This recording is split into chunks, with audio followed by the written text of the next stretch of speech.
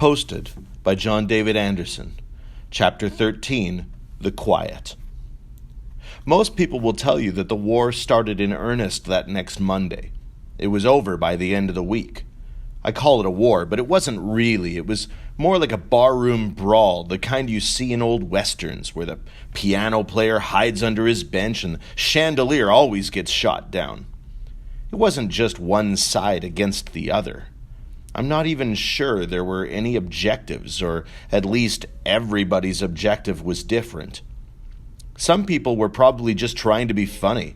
Others had taken Mr. Sword's lesson to heart and thought they could really change the world one sticky note at a time. Others were out for blood. It wasn't about anything new. The same stuff kids have done since Julius Caesar was 13, probably, showing off his designer togas and thumbing his nose at the poorly dressed peasants beneath him. Fights over who was prettier or more popular, or who had whose boyfriend first, who had more money, more followers, more favorites. Fights about who said what when and to whom and why and whether they weren't friends anymore or not because I never liked you anyway, and so on. What made it unique was the battleground. Every skirmish took place on 3 square inches. Sticky notes were the weapons and words were the ammunition. Whatever it was, it became clear by Monday that the tone of Dee Dee's revolution had shifted. Some of the messages were still harmless, quotes from philosophers mixed with yo mama jokes. There were earnest entreaties to hug a teacher or kick a squirrel today. There was an abundance of smiley faces and frowny faces and other emoticons to express our feelings, many of which got hurt when the notes got personal. There was the note on Sophia Bauer's locker that just said, "Just another pretty, ugly face," where the ugly had been scrawled in after the fact. There was the note I heard 4 guys arguing about, listing each of them in order of attractiveness. There was the note Maggie Manklin found on the back of her chair with a simple sketch of a pair of puckered lips inching toward a bare buttocks. Maggie was kind of a suck-up, true, but that didn't make it any less hurtful. It didn't stop her from raising her hand 7 times in science, though, either. There were a lot of questions. Why do you follow me around everywhere? Why don't you text me anymore? What's that smell every time you walk by? Some of them got corresponding sticky notes. Some of them were probably responded to in other ways. There were the usual slurs, slings, and arrows. A lot of name-calling, though nothing on the level that Ruby Sandals had heaped upon Mr. Jackson. It hadn't quite gotten to that point yet, not out in the open anyways. I tried to stay out of it as much as possible. In war, even if you're not the one firing the shots, you still have to keep your head down. It didn't make a difference. I'm pretty sure everybody in the entire school took a note at some point. My first was stuck to my locker with nothing but a big L on it, etched in red marker. Dee Dee's was with me. "Maybe it stands for locker," he suggested. "I'm pretty sure that's not what it stands for," I said. "Could be worse." Dee Dee showed me a note that he'd found on his locker that morning. At the top it said, "One dweeb to rule them all." Underneath was a drawing of what I assumed was Dee Dee, though his facial features were exaggerated. 2 big eyes, 2 big ears. They did get his hair right, though, and he was holding a lunchbox. "How do you know I didn't put that there?" I asked. It was easier if you just tried to laugh it off. "Because you don't know how to draw," Dee Dee said. I took the note from his hand and crumpled it together with mine, tossing them both in the bottom of my locker. Just another nudge. Besides, being Lord of the Geeks could be something to be proud of. Just maybe not in Branton. Not everybody was able to brush it off so easily, though. 2 boys nearly got in a fist fight outside the gym, one shoving a Post-it in the other's face. Then there was the note I saw Rebecca Goldsmith holding, handed to her with some emphatic lower lip biting by her best friend. I didn't see what the note said, but it sent Rebecca bawling in the direction of the girls' bathroom. A teacher eventually had to go in after her. The bathrooms were the worst. There were hundreds of sticky notes being posted all around the school, out in the open to see. But the really nasty ones, the ones with fangs, were either tucked into slats of lockers or left on the bathroom mirrors. Like the graffiti scribbled on the backs of stall doors, the messages you found in the bathroom used a different vocabulary entirely, easily worthy of a parent advisory warning.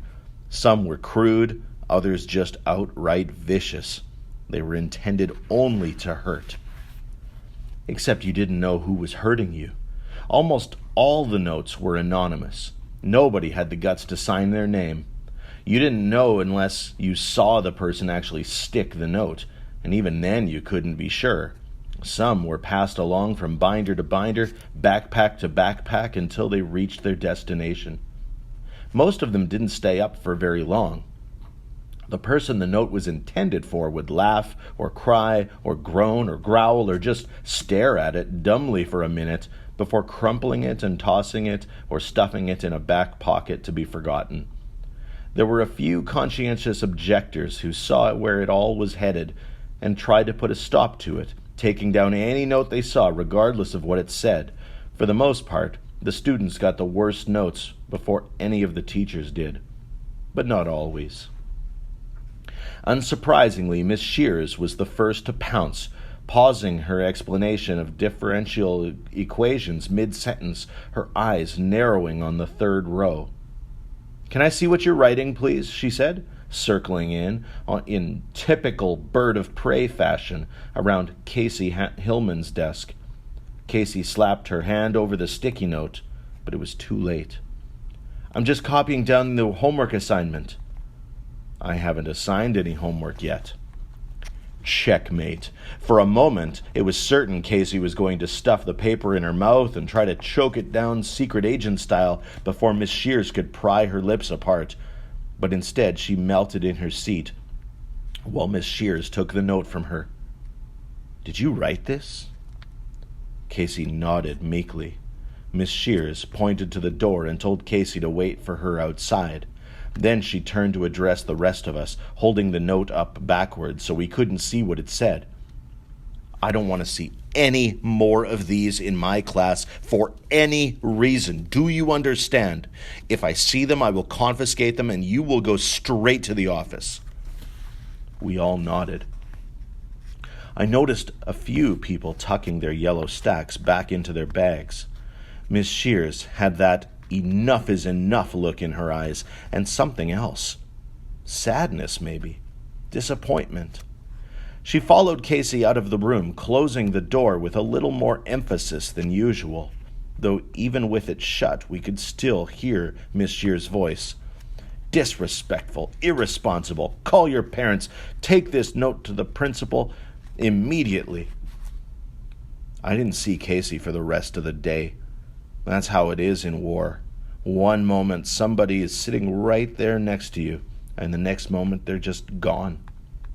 I decided to keep my own pad of notes in my locker from that point on. I had a few things I wouldn't mind saying to a few choice people, but it wasn't worth getting sent to the big ham for. And besides, I wasn't sure it would be any good anyway. Right after math, I looked for Bench on the off chance that he wanted to at least walk to lunch with me. He hadn't been on the bus that morning. I hadn't seen him all day, in fact. We didn't have a class together until the afternoon, but you still ran into people whose routes and schedules you'd memorized. Maybe he was homesick. Maybe his head exploded after reading about himself in the paper. I hadn't even had the chance to tell him what an awesome catch it was, or to ask him about dinner with his friends. He wasn't waiting at the corner of the hall, so I walked to the cafeteria by myself. Wolf, Dee and Rose were already there. I didn't even bother to get in the lunch line, just went straight to the table. "Any of you guys seen Bench?" There was a round of worried glances. Wolf to Rose, to Dee to me, full circle. Then finally Dee looked sideways, almost guiltily. I'm not sure how I missed him when I walked in. The table he sat at was easily the loudest in the room. 7 kids packed around the same table, all members of the football team, all dressed in blue and white, in uniform even when not in uniform. Number 80 had his back to me, but his jersey made him impossible to miss. Part of me hoped he would turn around at that moment and catch me staring at him just so I could read the expression on his face, to see if he would smile with embarrassment or offer an apologetic frown, something, anything. But he didn't even look my way. He was there when I came in, Dee said. I figured if I came and sat down, he might grab his tray and come sit with us. Dee spooned up a glob of tapioca pudding and then plopped it back in the cup.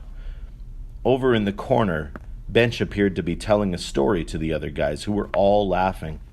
One of his football buddies slapped the table, and the sound startled me.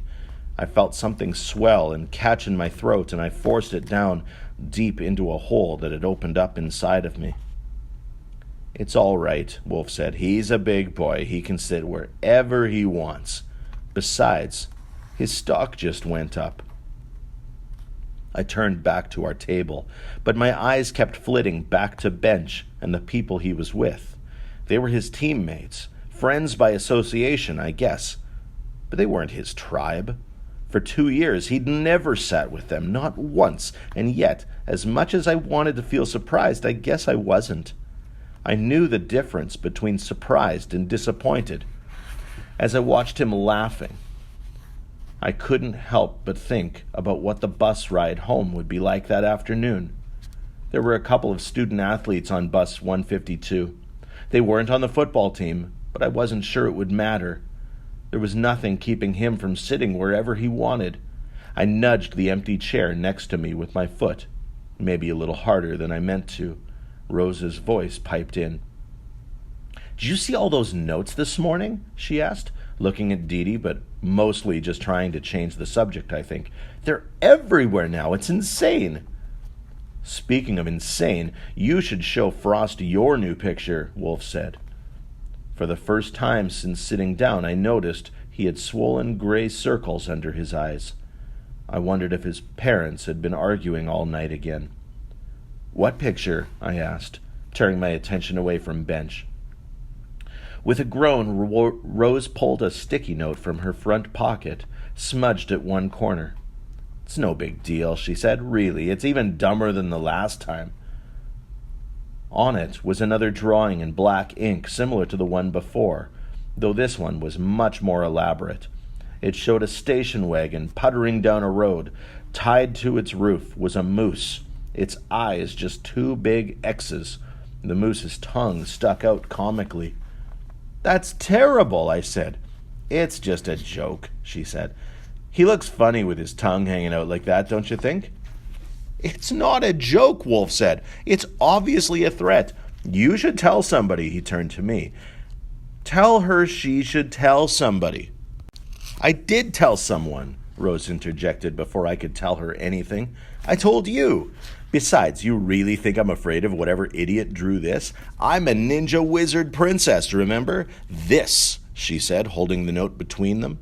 "This is nothing." "It's not nothing," Wolf muttered. "You can't just ignore it." "Why not? You do," Rose fired back. "What about that note in your locker this morning?" Wolf shot her a look. It seemed like a warning, but Rose didn't flinch. "What note?" Dee asked. "It's no big deal," Wolf said. "Just the usual stupid crap. It wasn't anything like this." He plucked the dead moose drawing from Rose's fingers, and she snatched it right back. "What did you do with it? Can I see it? What did it say?" Dee's questions were aimed directly at Wolf, but he ignored them, continuing to stare at Rose. He crumpled it up and threw it away, just like so. Rose squeezed her drawing into a wrinkled ball and stuffed it into her still full carton, sloshing milk up over the side. "There, gone. Now we don't have to talk about it anymore." For a moment, I thought Wolf was going to reach over to Rose's tray, grab the carton, and fish the crumpled note out. Instead, he just said, "It's not that easy." I didn't say it was easy. I just said we don't have to talk about it anymore. For the first time since she'd sat with us, Rose and Wolf were not laughing with each other. They stared, arms crossed, a silent stalemate. Dee looked down and stirred his pudding. Behind us, Bench's table erupted with laughter again. I had to look. Fear of missing out, I guess. Bench was shaking his head, flashing his teeth through that double-wide grin of his, and I felt the whole inside of me open up even wider. I'm going to get some food, I said. Dee looked at me gloomily. Wolf and Rose continued to stare at each other. I stood up and pushed my chair in and headed for the line, not even hungry, just needing to get far enough away that I couldn't hear Bench and his buddies over the usual cafeteria chaos. All the voices mixed together again, 100 conversations that I wasn't even a part of, blending to a steady, incomprehensible roar. I stood in line and closed my eyes. No words, just noise. It wasn't the same as quiet, but I didn't want quiet. I just didn't want to know what people were saying. School is never quiet. Even in the library, there's whispering, giggling, shushing.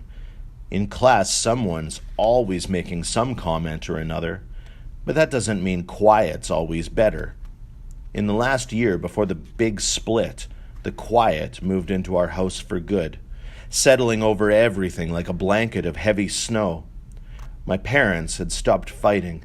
In fact, they'd stopped saying anything at all. The silence felt so much a part of us. I imagined it sitting at the empty chair across from me at the dinner table, a ghost-like figure made of smoke or mist, one foggy finger perpetually at its lips. My parents wouldn't even ask for the other one to pass the butter. Instead, they would reach across the table, sometimes knocking over other things along the way. My mother couldn't stand it for long, so she would use me as her excuse to make noise, asking me for the third time about my day or about homework or something random. Do you need new socks? How was the chicken? And once, did I notice that it was a new moon today? You don't notice it's a new moon, I told her. The absence of something isn't remarkable unless it's the absence of conversation, and then it's just painfully obvious. After dinner, my father would escape to his study to work, and my mother would do the dishes, and I would fight back against the silence, turn on the television, listen to music, hum to myself. I would go out and shoot baskets only so I could hear the ball bricking off the backboard, the sound of it striking the pavement, thump, thump, thump. Silence was better than shouting, I told myself. But it wasn't. It was just a different kind of bad. The night before he moved out, there still wasn't even any shouting. Just a conversation, the briefest one in history, I think, carried out at the dinner table. After 10 minutes of quiet, my mother put down her fork slowly, setting it on the edge of her plate. Even that sound, the metal against the porcelain, was startling, like the clang of a church bell. She folded the napkin in her lap and set it on the table. Then she looked across the bowl of mashed potatoes at my father and said, "I can't do this anymore." "Do what?" he asked. "Just sit here and do nothing," she said. They stared at each other for a few seconds, and then my father nodded and reached halfway across the table for the salt. And that was it. The silence that followed it was decided. They were done. And I could hear my heart in my chest, thump, thump, thump. There are times when I envy Wolf and his house full of shouting. There are times when I wish my parents had gritted their teeth and kept fighting, even if the end turned out the same. That way, at least, I would have felt like they'd given it everything rather than simply given up. But that's not how it happened. It happened in quiet. The mashed potatoes congealing on our plates. The three of us chewing and chewing and chewing, as if we were afraid to swallow. There are some nights that even a can of Prego can't save my mother's cooking. The pasta was undercooked. She called it al dente, which I assumed is Italian for crunchy. I sat across the table from Mom, who was still wearing her name tag from work. Less than 8 hours ago, Casey Hillman had been kicked out of math and sent to the office for a nasty note that she'd apparently written to her BFF, who was now neither a BF or even an F. 6 hours ago, I sat at the lunch table and listened to Bench cracking jokes with a bunch of other people who weren't even part of his tribe, while Rose and Wolf held a wordless blinking contest. 3 hours ago, I rode home on the bus alone, or at least with my seat to myself. It's not that Bench sat with someone else. He wasn't on the bus at all. Maybe he had practice, maybe he got a ride, maybe it was no big deal and I was worrying too much. But so many maybes didn't change the fact that I spent the ride home with my head pressed against the window, biting my lip, and wishing I'd brought something other than Julius Caesar to bury myself in. At least at home you didn't have to worry about who to sit with. I split open my 4th crescent roll and slathered it with butter while my mother told me all about her day. One advantage to the post-Sarasota shuffle is that our dinners weren't quiet anymore. My mother did most of the talking. She also played music, and half the time the television was on in the background. I think she was afraid of the silence. That was all right. I'd much rather talk to her than to Dad. In fact, I'd rather talk to her than most anyone, so long as we avoided certain topics. But tonight there was something on my mind. "Can I ask you a question?" I began. Mum cocked one eyebrow, suspicious, her own buttered roll halfway into her mouth. She was usually the one to start our conversations. "Of course." "Were you ever popular?" She cocked the other eyebrow, both barrels now. "Seriously?" "It's just a question." "I know, but you don't have to say it like that." "Like what?" "Like with the ever. Were you ever popular?" "How do you know I'm not popular now?" I shrugged. I hadn't really thought about it. Adults didn't have to worry about that kind of stuff. "Okay, are you popular?" She grunted, setting her roll back on her plate. "Are you kidding? All the tottering old men who come into the dentist's office thinking I'm the greatest thing since color TV." I pushed my still stiff pasta around the plate some more, trying not to think of my 40-year-old mother flirting with some 60-year-old man. "But back when you were in school, when you were my age," I pressed. "Oh, when I was your age. Sure, I was popular, I guess. At least I think so. I had friends." "That's not the same," I said. "I had friends. Even Winston Furman had friends.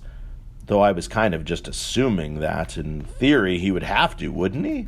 You find your people. It doesn't mean you're popular. When you're popular, you don't have to find anyone. They find you."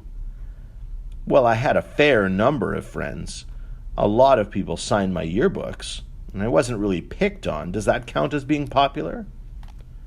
I thought about the red letter L on my locker, the cartoon moose tied to the roof of the car, the notes and the nudges. All the kids like Jason and Cameron giving kids like Wolf and Dee Dee and me a hard time. Maybe Mum was popular. Or maybe it was just different when she was growing up. "What about Dad?" Mom nearly choked on her water. "Your father? Oh, God, no. He was never popular. Not that it mattered to him. In fact, that's one of the things I liked about him at first. The fact that he was always in his own little world, that he didn't care a bit about what anyone thought about him. It made him sort of mysterious." I never thought about my father as mysterious. What was mysterious about a man who went to work in his boxer shorts and drank orange juice straight from the carton? But I could easily picture him in his own world. "You mean he didn't have any friends?" "There were people he hung out with sometimes, but no, I'm not sure he had any true friends until he met me. And when he did..." Mum paused, put down her fork, and leaned across the table. "Is there something going on at school? Something you want to talk about?" I pictured my dad working up the courage to come sit at Mom's table. If that's even how it happened. I wondered what her friends thought when they saw him standing there. if they let him have the empty seat or pushed him away. I wondered what they called him behind his back after he left, what kind of notes they left in his locker. "No," I said, but I knew I wasn't going to be enough for her. My mother's looks could pull confessions out of hardened criminals. "It's just that there's this new kid at school, and she's having kind of a hard time fitting in." I figured I could always start with Rose and work my way up from there. "She?" Mum narrowed her eyes and gave me a sly grin, like she'd just cracked the code. I put my fork down. "You know what? It's no big deal. Just forget I said anything." "No, tell me. I want to know, because if this is about a girl, I can help." "Right," I muttered, "because you're such an expert on relationships." My eyes dropped immediately to my plate. It just slipped out. Words are like that sometimes. There was a really long pause, the old quiet creeping in. I looked up to see her frowning. "I'm sorry, I didn't mean." "No, you did," she said, clearly hurt. "But it's okay. What I meant is, I remember what it's like to be 13 and wanting people to like you. It's not easy." She reached across the table and gently took hold of my wrist. "But I'll tell you this, kiddo. Being liked isn't even close to the same as being loved. Got it?" I nodded, and she took that as her cue that she could let go. "I think next time I'll boil the noodles a little longer," she said, and pushed her plate away. After the table was cleared, I let Mum help me with homework. I didn't actually need it, but I could tell it made her happy getting involved, and I still felt like a jerk for what I said. We built an intercontinental ballistic missile out of a paper towel roll for my history presentation. Wolf was in charge of the poster. He had much neater handwriting, complete with the letters USSR, which, as it turned out, didn't even have the word Russia in it at all. When she finally said goodnight, after asking me again if there was anything else I wanted to talk about, I waited for her door to shut and then snuck past it down the hall. The office at the new house was nothing like the study at the old one, with its tall bookshelves and mahogany roll-top desk full of unpaid bills, where my father would sit for hours writing his articles and ignoring the rest of the world.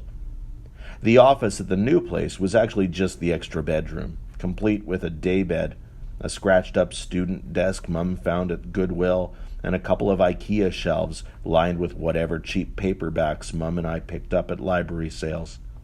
We had a lot more books once, but Dad took most of them with him, minus the Frost, which was mine now.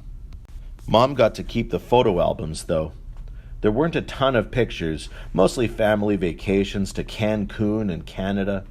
One album was filled with pictures of me running around the house in my diaper and smearing carrots into my hair. You're never more photogenic, apparently, than when you're a half-naked, covered in pureed vegetables. My toddler years were equally well documented, probably because I was an only child. After that, the pictures sort of trailed off. You take more pictures when people are having a good time. Next to the albums sat what I'd come for, my mother's high school yearbooks, a layer of dust from the new house already settling on top of the layer of dust carried over from the old house. There were 4 of them. I'd seen them before. For a school project on family trees once, I needed a picture of my parents as kids. Mum was easy. Grandma had thousands, most of them Polaroid instants, with the glossy black back and white frame. But for Dad's, we usually had to scan his freshman year picture in one of these yearbooks and blow it up.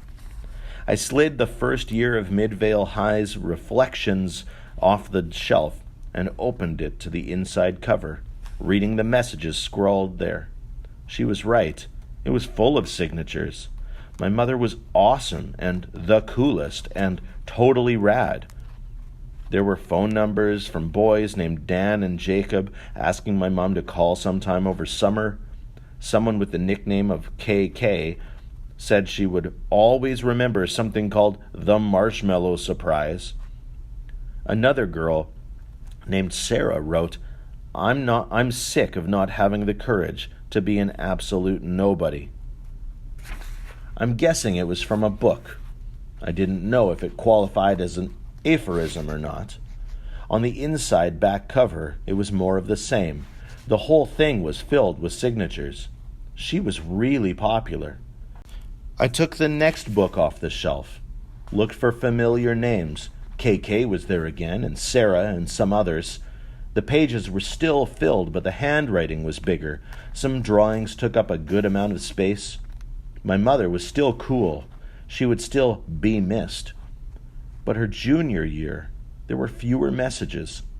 Sarah wrote a long note that took up half of the back page, telling my mother what a good friend she was and that next year would be different. She didn't say how. By her senior year, the number of signatures in my mother's yearbook had dwindled to fewer than 10. The girl named Sarah signed it simply, "Good luck out there." There was a note from someone named Mr. Feldman, presumably a teacher. On the cover page, there was an angry tornado of blue ink, nearly clawing clean through the page. Someone had been writing there once. Something, I'm guessing, my mother wasn't interested in seeing anymore.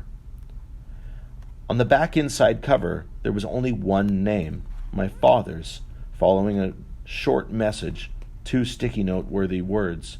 "Love always," it promised. It mattered. Who signed your notebooks mattered. Who signed your yearbooks mattered. I sat with the last year in my lap until I heard a sound in the hallway and silently slid all 4 books back into place. I waited for my mother to close the bathroom door before sneaking back to my bedroom and shutting off the light. I lay there in the darkness, looking up at the ceiling, thinking about my mother's yearbooks, the fact that there were fewer and fewer signatures in each one, wondering how something like that happens and how much, if anything, it had to do with Dad. I never heard her say anything about anyone from high school, had never heard her mention a Sarah or a KK or anyone else whose names were inked on the inside cover. Most of the friends she had now either came from a college or were colleagues from work. Where did they all go? Did they leave her, or did she leave them? Where was her tribe? Maybe that's how it worked. Maybe the people you know when you're a kid are destined to just be a bunch of signatures in your yearbook when you grow up. I didn't want to believe it, though.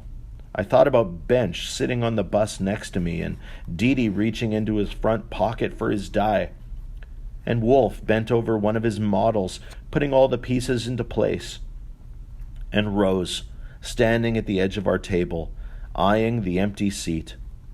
I thought about Dad reaching for the salt, having run out of things to say. How do you keep someone from leaving when it's clear they don't want to stay? I bent over and grabbed my jeans from the floor, pulling out the note that I'd found in my locker that afternoon. Not the one that had been stuck to the outside with its lone capital letter. This one I'd found shoved through the slots, right before dismissal. I knew who put it there. I recognized